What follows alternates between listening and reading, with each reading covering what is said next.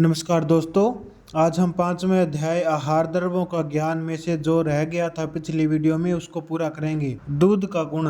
सभी प्रकार के गो आदि जंगम जीवों के दूध का गुण रस और विपाक में स्वादु, स्निग्ध, ओज को बढ़ाने वाला, धातुओं को बढ़ाने वाला, वात पित्त नाशक, शुक्रवर्धक, कफवर्धक, गुरु और विशेष रूप से शीतल होते हैं। सभी दूधों का गुण बताकर सबसे उत्तम गो के दूध को बताया गया है। दूध 8 प्रकार का होता है, जिसमें गो, भैंस, बकरी, ऊंट, स्त्री, भेड़, हाथी और एक शक अर्थात घोड़ी और गधी, इन्हीं 8 का दूध चिकित्सा क्षेत्र में प्रयुक्त होता है। इन सभी का दूध इन ऊपर बताए हुए गुणों से युक्त नहीं होता है। जैसे ऊंट का दूध कुछ नमकीन, उष्ण और रुक्ष होता है, बकरी का दूध हल्का होता है और भेड़ का दूध उष्ण होता है। घोड़ी और गधी का दूध अल्प लवण और उष्ण होता है। इसलिए यहाँ प्राय शब्द का निर्देश है दूध को रस विवेक में मधुर माना है। सभी दूध गुणों में स्निग्ध होते हैं, पर स्निग्धता उत्पन्न करने की शक्ति भैंस के दूध और बकरी के दूध में बहुत ही अल्प होती है।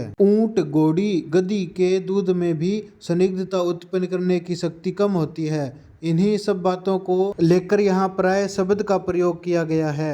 गो के दूध को विशेष गुण वर्णन करते हुए प्राय नहीं बताया है। जीवनीय रसायन आदि गो दूध का विशेष गुण होते हुए कफवर्धक गुण नहीं होते। स्त्री के दूध का गुण। स्त्री का दूध वात, पित्त, रक्त और अभिभात जन्य नेत्र के रोगों को दूर करता है। नेत्र के तर्पण के लिए तथा नेत्र में आश्चोतन और नस्य में इसका प्रयोग होता है। प्राणियों का कच्चा दूध गुरु कफ कारक होता है, किंतु गो का तत्काल का दुहा हुआ दुरासना लाभकर होता है। किंतु यदि वह धारा से शीत हो तो उसका सेवन नहीं करना चाहिए।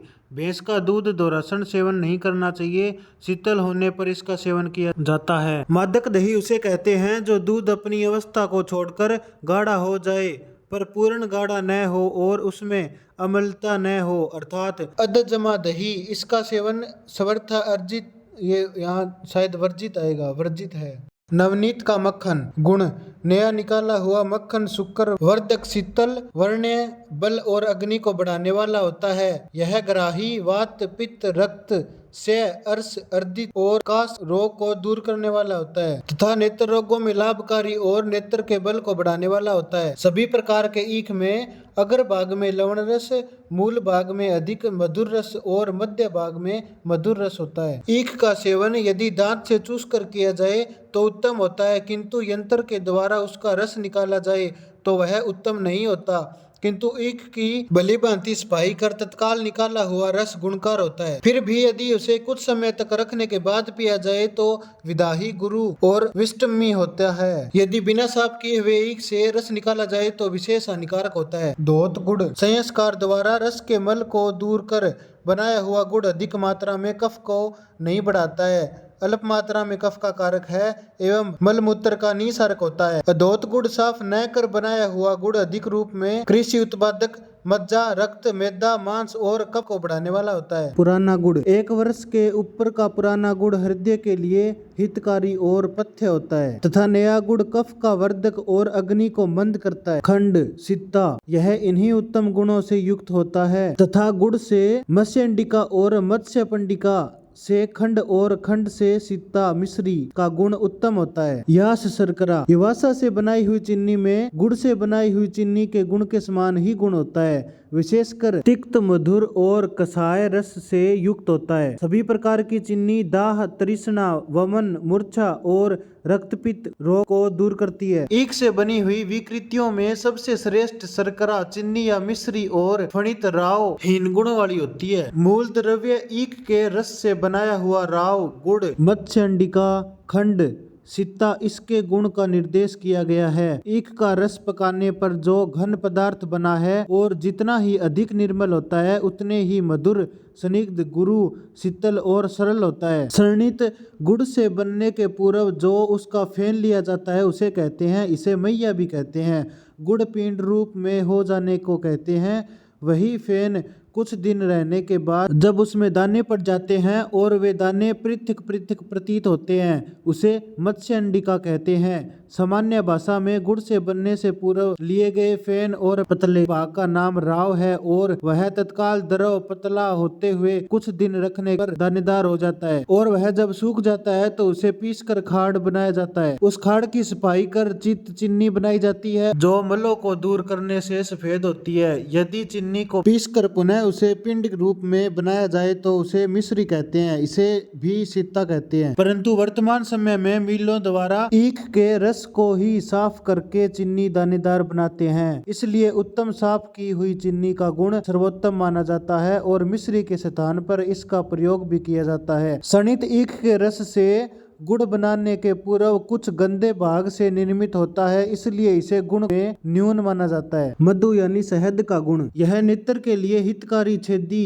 अर्थात कफ को काटकर निकालने वाला प्यास कफ विषविकार हिक्का और रक्तपीत रोग को नष्ट करता है। 1 वर्ष का पुराना शहद लघु और कफ को नष्ट करने वाला कुछ कषाय होता है। विशेषकर पुराने मधु का प्रयोग रोगों में करना चाहिए। नया मधु गुरु होने से विशेष कार्य नहीं करता तथा वर्ण शोधन संधान रोपण कार्य में नूतन मधु का ही प्रयोग करना चाहिए। मधु विभिन्न प्रकार के पुष्प रसों एवं विषैले पुष्पों के रस से भी निर्मित होता है, अतः वह उष्ण होता है। विष उष्ण द्रव्य के संयोग से या उष्ण करने पर या गर्मी से पीड़ित होने पर अपना वेग तीव्र रूप में प्रकट करता है, इसलिए उष्ण मधु का निषेध किया गया है। किंतु वमन और निरूह द्रव्यों में मधु मिलाकर उसे गर्म किया जाता है, पीने पर वह शीघ्र ही बाहर निकल जाता है। शरीर के भीतर वह रुकता नहीं है, इसलिए उसका पाचन भी नहीं होता। कोई द्रव्य पाचन होने पर ही हानि या लाभ करते हैं। एक ही तेल के सेवन से कुछ व्यक्ति मोटे और मोटे व्यक्ति कुछ होते हैं, यह समझने में विपरीत प्रतीत होता है, अतः इसे इस रूप में समझना चाहिए। कुछ व्यक्तियों में वायु के बढ़ जाने से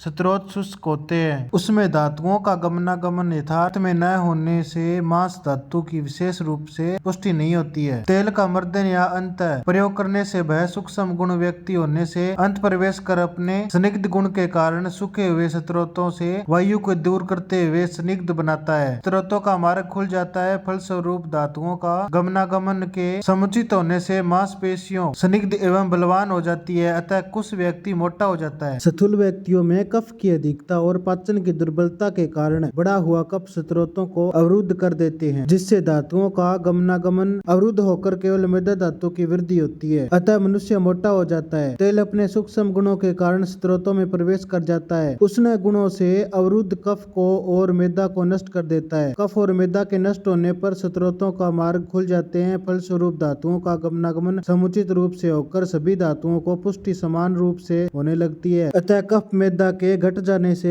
अति स्थूल व्यक्तियों में कुष्ठा आ जाती है। जो व्यक्ति स्वभाव से ही कृश या स्वभाव से ही स्थूल है, उन व्यक्तियों के लिए यहाँ निर्देश नहीं किया गया है, किंतु सम शरीर वाले व्यक्ति यदि कुष्ठा और अति स्थूलता से पीड़ित हो, उन व्यक्तियों के लिए यह निर्देश दिया गया है। सामान्यतः सभी तेल ही वायु को दूर करते हैं, विशेषकर तिल का तेल। तिल का तेल ही मुख्य है, उसके बाद वायु को दूर करने में अरंडी का तेल का स्थान है। यद्यपि अरंड का तेल अधिक व्यवहार में नहीं आता, पर वायु को दूर करने में इसका स्थान तिल के तेल से पहले आता है, जैसा कि बताया गया है और प्रथम अध्याय में भी वातनाशक में तेल की प्रधानता बताई है। सरसों के तेल का गुण, सरसों का तेल रस में कटु, वीर्य में उष्ण, तीक्ष्ण, कफ में शुक्र और वायु में नष्ट करने वाला होता है। लघु रक्तपित्त, रोगकारक को कुष्ठ, अर्श, वर्ण और कृमि रोग को नष्ट करता है। बहेड़े के तेल का गुण, बहेड़े का तेल रस में स्वादु, वीर्य में शीत, केश के लिए हितकारी गुण, पित्त एवं वायु को दूर करने वाला होता है। नीम के तेल का गुण, नीम के बीज का तेल अधिक उष्ण नहीं होता है, अर्थात कुछ उष्ण होता है। रस में तिक्रीम, करिष्ठ और कफ को दूर करता है। तीसी और वर्रे के तेल का गुण, तीसी और वर्रे का तेल वीर्य में उष्ण और त्वचा में दोष, कफ और पित्त को करने वाले होते हैं। चिकित्सा क्षेत्र में प्राय प्रयुक्त होने वाले बहेड़े, नीम के बीज, तीसी और वर्रे के तेल का गुण संक्षेप में बताया गया है। त्वचा के रोगों में जैसे दाद, खुजली में कड़ तेल का मालिश और अन्य प्रयोग में जैसे साग सब्जी में इसका अधिक प्रयोग होता है। अंतः प्रयोग यदि अधिक रूप में किया जाए तो रक्त, पित्त, चकता, करिष्ठ, अरस एवं शरीर में व्रण उत्पन्न होते हैं। इससे विशेषकर शुक्र विकृत होता है। मालिश करने से कफ और वायु की शांति होती है। बहेड़े की मज्जा से तेल निकाला जाता है। केश जब अकाल में पड़ने लगते हैं तो इसके लगाने से काले हो जाते हैं। नीम का तेल सभी प्रकार के फोड़े फुंसी में लाभकार होता है। प्राय प्रायः तीसी और बर्रे का तेल सबसे हीन गुण होता है। इसके अंत प्रयोग से त्वचाओं में विकृति, कफ और पित्त की वृद्धि होती है। यदि त्वचा पर मालिश किया जाए तो त्वचाएं विकृत और केश मूल्य युक्त हो जाते हैं, अतः इनका प्रयोग अल्प मात्रा में होता है। सामान्य रूप से मनुष्य के मूत्र का प्रयोग नहीं होता है, पर